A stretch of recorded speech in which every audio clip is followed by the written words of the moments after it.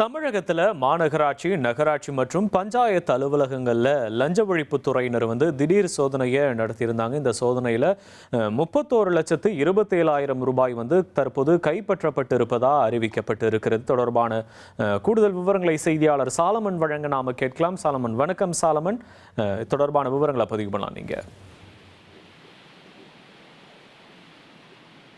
தமிழகத்துல மாநகராட்சி, நகராட்சி மற்றும் பஞ்சாயத்து அலுவலகங்கள்ல லஞ்ச ஒழிப்புத்துறையினர் இன்று திடீர் சோதனையை மேற்கொண்டனர். குறிப்பாக தமிழகம் முழுவதுமே 40 இடங்கள்ல இந்த சோதனையானது நடத்தப்பட்டதாக லஞ்ச ஒழிப்புத்துறை தரப்புல தெரிவிக்கப்பட்டது.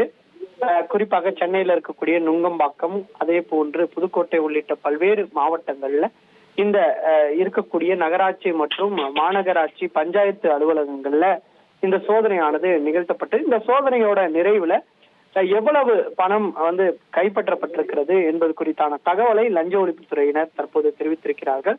குறிப்பாக இந்த திடீர் சோதனையில கணக்கில் காட்டப்படாத ரொக்கம் 31,27,110 ரூபாய் பணம் பறிமுதல் செய்யப்பட்டிருப்பதாகவும், அதே போன்று சந்தேகத்திற்கு இடமளிக்கும் வகையில ஜிபே பண பரிவர்த்தனைகள் நடந்திருப்பதாக 26,70,990 ரூபாய் கண்டறியப்பட்டிருப்பதாகவும் லஞ்ச ஒழிப்புத்துறை தரப்புல தெரிவிக்கப்பட்டிருக்கிறது. கோடம்பாக்கத்துல இருக்கக்கூடிய ஜோனல் ஆபீஸ்ல 1,30,000 பணம் பறிமுதல் செய்யப்பட்டிருப்பதாகவும், அதே போன்று திருவேற்காடுல இருக்கக்கூடிய மாநகராட்சி மண்டல அலுவலகத்துல 38,590 ரூபாயும் என இதே போன்று பல்வேறு இடங்கள்ல இந்த பறிமுதல் நடந்திருப்பதாக லஞ்ச ஒழிப்புத்துறை தரப்புல தெரிவிக்கப்பட்டிருக்கிறது.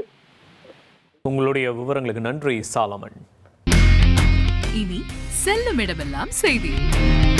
தந்தை டிவியின் வாட்ஸ்அப் சேனலை ஃபாலோ பண்ணினா செல்ல இருக்கும் இடமெல்லாம் செய்தி. இதோ QR கோட், இப்பவே ஸ்கேன் பண்ணுங்க, ஃபாலோ பண்ணுங்க.